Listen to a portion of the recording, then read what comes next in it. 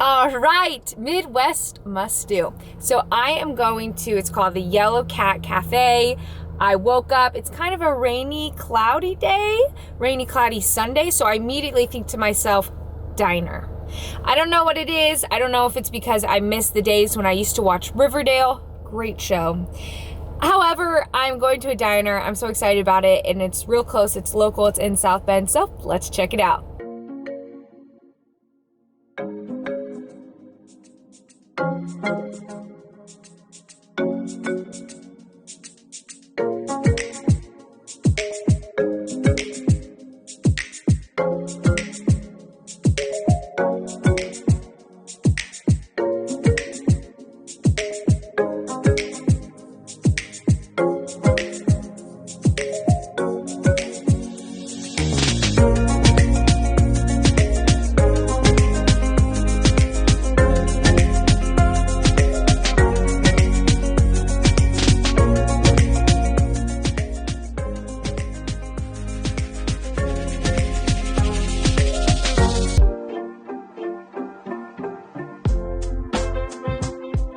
All right, so my review of the Yellow Cat Cafe, I absolutely loved it. It is absolutely a Midwest must-do, especially in the South Bend area.